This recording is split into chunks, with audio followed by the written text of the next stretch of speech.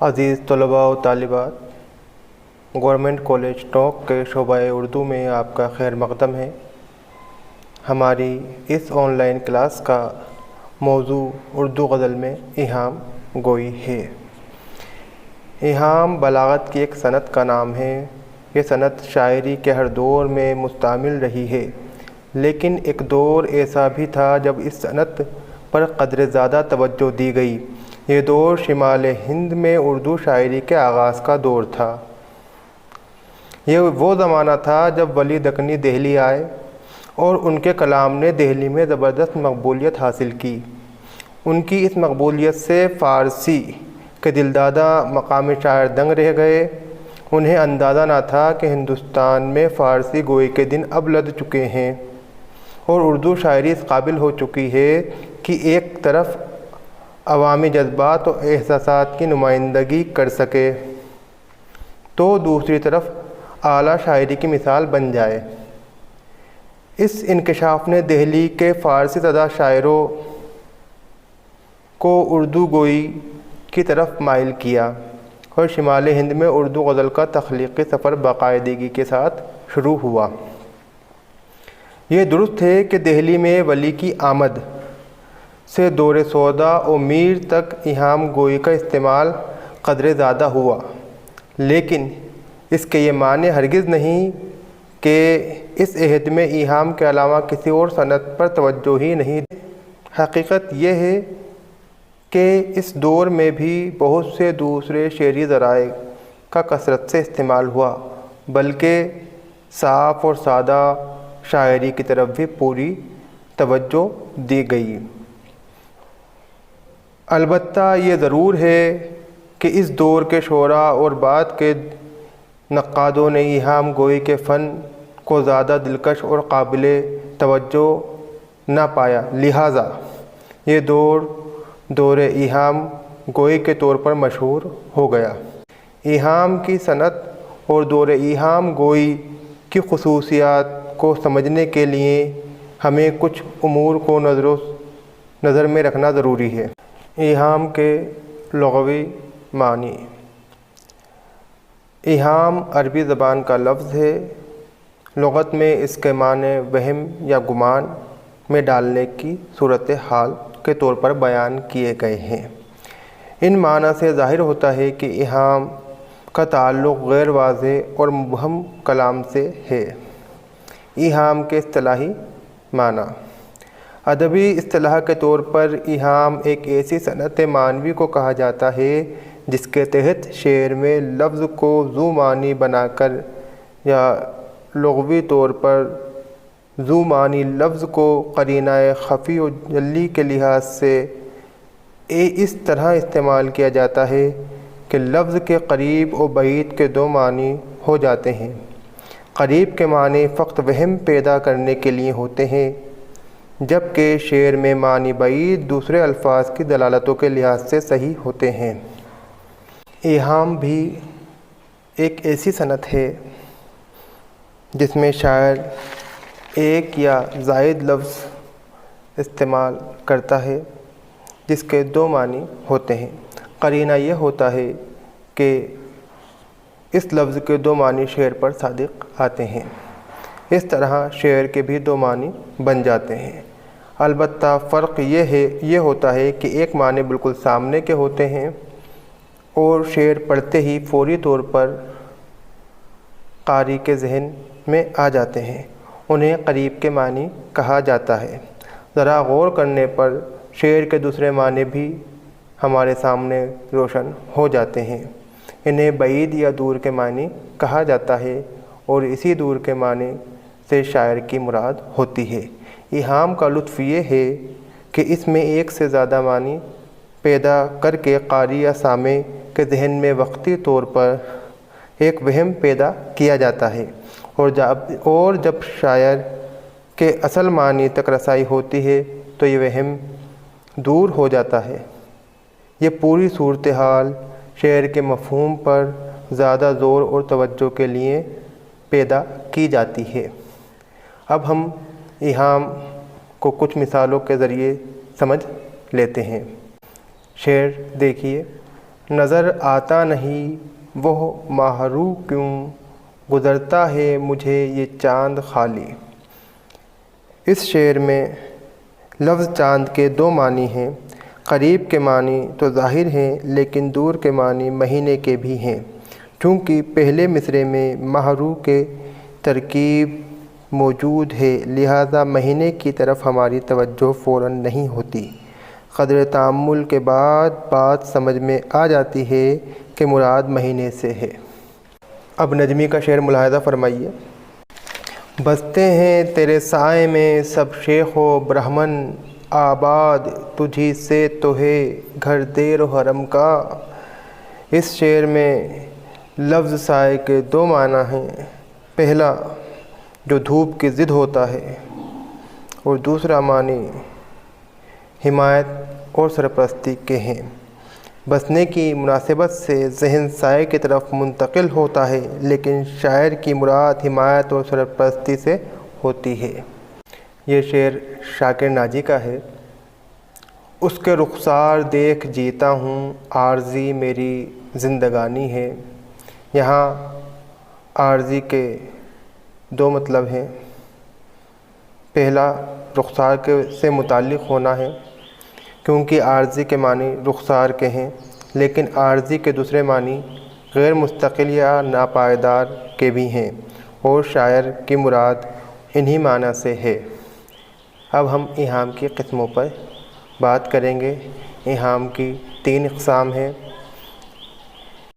ایہام طوریہ اس ایہام کو کہتے ہیں جس کے تحت شعر میں کسی ذو معنی لفظ کو اس سلیقے کے ساتھ استعمال کیا جاتا ہے کہ لفظ کے غیر ضروری معنی ظاہر ہوتے ہیں، جبکہ شعر میں لفظ کے اصل معنی یا معنی بعید پوشیدہ ہوتے ہیں، یعنی قاری کا ذہن غور و تأمل کے بعد اصلی معنی کی طرف منتقل ہوتا ہے۔ اب ہم ایہام کی دوسری قسم ایہام تناسب پر بات کریں گے۔ ایہام تناسب کی تعریف اس طرح ہے۔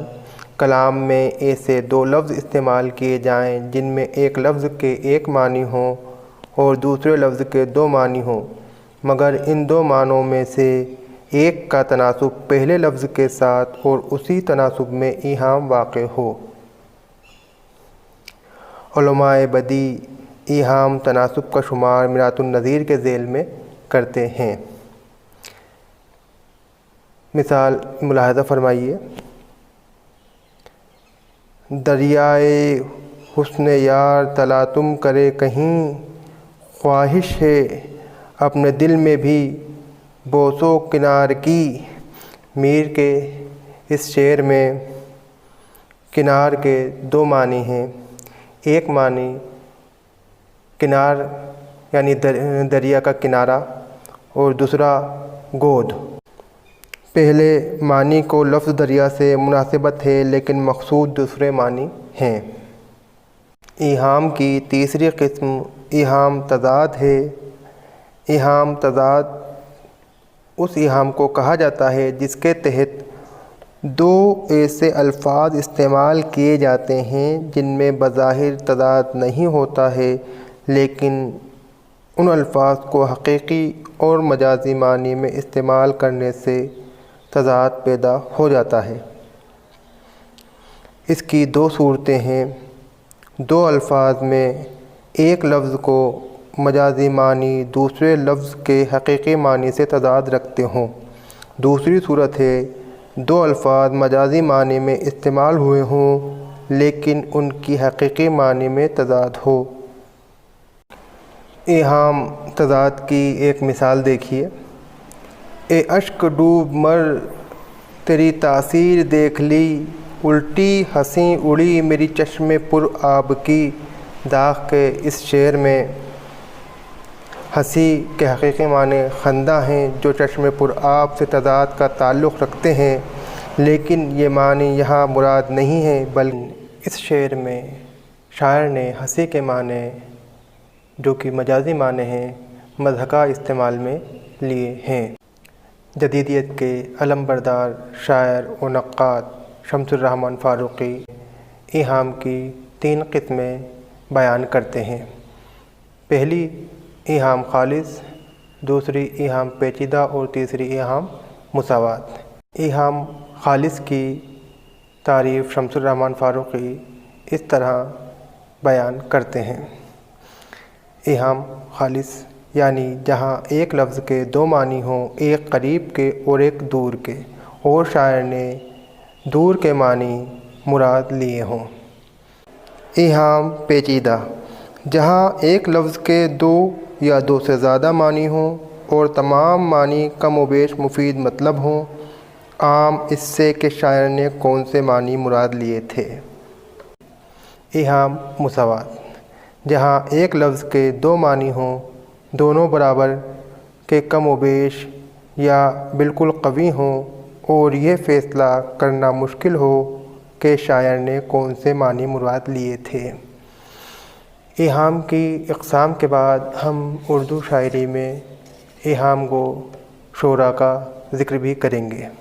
ایہام گو شعراء میں سب سے پہلا نام جس شاعر کا لیا جائے وہ ہیں شیخ شرف الدین مضمون۔ مضمون ایہام گو شعراء کے علمبردار مانے جاتے ہیں۔ ان کا شعر ہے: ہوا ہے جگ میں مضمون شہرا اپنا، طرح ایہام کی جب سے نکالی۔ اس کے بعد ولی دکنی، سراج الدین خان آردو، نجم الدین شاہ مبارک، شیخ ظہور الدین حاتم، میر محمد شاکر ناجی کا نام بھی ایہام گو شعراء میں آتا ہے۔ جس وقت ایہام گوئی اپنے عروج پر تھی اور لفظی بازیگری کا کھیل چل رہا تھا، تب مرزا مظہر جان جانا نے ایہام گوئی کے خلاف بغاوت کا علم اٹھایا۔ انہوں نے نئے ذہنی تقاضوں اور معاشرتی تبدیلیوں کو پیش نظر رکھ کر ایہام کے خلاف آواز بلند کی، جس میں ان کا ساتھ شاہ حاتم، انعام اللہ خاں یقین، سودا اور میر نے دیا۔ مرزا مظہر جان جانا نے خریطۂ جواہر کے نام سے ایک انتخاب نکالا، جس میں فارسی کے معروف اور غیر معروف شعراء کے اشعار تھے۔ انہوں نے اس انتخاب کے ذریعے اس زمانے کے شعراء کے سامنے ایک مثال پیش کی کہ سچے جذبات، قلبی واردات کو شاعری میں جگہ ملنی چاہیے۔ اس زمانے کے شعراء اور اس کے بعد کے شعراء ان سے متاثر ہوئے اور انہوں نے ایہام گوئی ترک کر کے قلبی واردات، سچے جذبات اور واقعات عشق کو اپنی شاعری میں جگہ دی۔ مرزا مظہر جان جانا کے بعد شاہ حاتم بھی ایہام گو کے خلاف رد عمل کی تحریک میں شامل تھے۔ حالانکہ یہ ایہام گو شعراء میں شمار کیے جاتے ہیں، لیکن بعد میں انہوں نے اپنے قدیم دیوان سے ایہام کے اشعار کو الگ کر کے اور جو دوسرے اشعار تھے ان کا انتخاب دیوان زادہ کے نام سے مرتب کیا۔ شاہ حاتم کا ایک شعر ملاحظہ فرمائیے: ان دنوں سب کو ہوئی ہے صاف گوئی کی تلاش، نام کو حاتم چرچا نہیں ایہام کا۔ اس شعر سے معلوم ہوتا ہے کہ شاہ حاتم بھی ایہام گوئی تحریک سے نکل کر اصلاح زبان کی تحریک میں شامل ہو چکے تھے۔ انہوں نے اپنے انتخاب دیوان زادہ کے مقدمے میں اصلاح زبان سے متعلق نصیحتیں بھی دی ہیں۔ اس کے بعد انعام اللہ خاں یقین اور سودا اور میر نے بھی رد عمل کی تحریک میں حصہ لیا۔ اردو غزل پر ایہام گوئی کا اثر۔ اردو غزل پر ایہام گوئی کا اثر یہ رہا کہ اس میں رعایت لفظی کا کثرت سے استعمال کیا گیا۔ ایہام گوئی کے بعد کلاسیکی غزل کا دور شروع ہوا، جس میں ہمیں میر جیسا شاعر ملا۔ فارسی کے مقابلے ریختہ کا فروغ ہوا۔